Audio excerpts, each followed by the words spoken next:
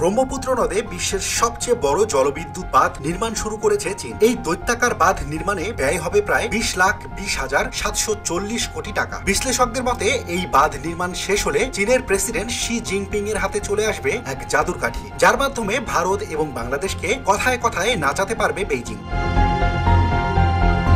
চীনের নির্মাণাধীন এই বাঁধ নিয়ে বাংলাদেশ ও ভারতের আপত্তি থাকলেও তা মোটেও আমলে নেয়নি চীন। এই বাঁধের প্রভাবে একদিকে যেমন সৃষ্টি হতে পারে প্রচন্ড খরা, অন্যদিকে চাইলেই চীন তৈরি করতে পারে বিপর্যয়কর বন্যা। এর ফলে কোটি কোটি মানুষের জীবন ও জীবিকায় মারাত্মক প্রভাব ফেলবে বলে আশঙ্কা করা হচ্ছে।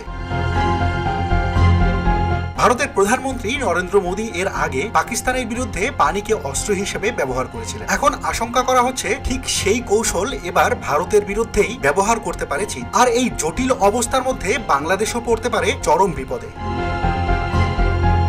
ব্রহ্মপুত্র নদীটি উৎপত্তি লাভ করেছে তিব্বতে হিমালয়ের কৈলাস শৃঙ্গ থেকে। এরপর এটি ভারতের অরুণাচল ও অসম প্রদেশ হয়ে বাংলাদেশের কুড়িগ্রাম জেলার মধ্য দিয়ে প্রবেশ করে। পরে যমুনা ও মেঘনা হয়ে এটি মিলিত হয় বঙ্গোপসাগরে। এই নদীটির উপর নির্ভরশীল বাংলাদেশ ও ভারতের ব্রহ্মপুত্র উপত্যকার কোটি কোটি মানুষের জীবন ও কৃষির অর্থনীতি।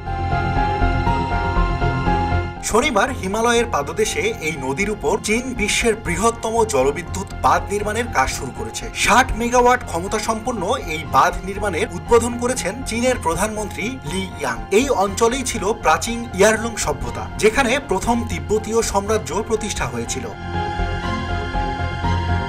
চীন প্রথম এই প্রকল্পের কথা প্রকাশ করে 2020 সালের নভেম্বরে। তাদের দাবি 2060 সালের মধ্যে কার্বন নিঃসরণে শূন্যের কোঠায় নামিয়ে আনাই তাদের এই প্রকল্পের অন্যতম লক্ষ্য। যদিও পরিবেশবাদী গোষ্ঠী ও তিব্বতের মানবাধিকার সংস্থাগুলো শুরু থেকেই এই বাঁধ নির্মাণের বিরোধিতা করে আসছে।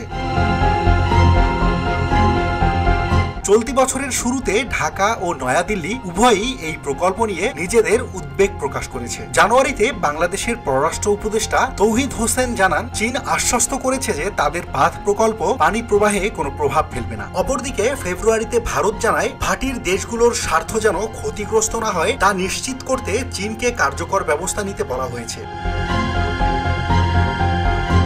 ব্রহ্মপুত্র নদের উপর চীনের নির্মিতব্য এই দৈত্যাকার বাঁধ শুধু একটি প্রযুক্তিগত বা পরিবেশগত প্রকল্পই নয়, এটি হয়ে উঠতে পারে ভূরাজনীতির এক কঠিন অস্ত্র। এর মাধ্যমে চীন ভবিষ্যতে পানিকে ব্যবহার করতে পারে কূটনৈতিক চাপ তৈরির হাতিয়ার হিসেবে, যা বাংলাদেশ ও ভারতের জন্য দীর্ঘমেয়াদী গুরুতর উদ্বেগের কারণ হয়ে দাঁড়াতে পারে।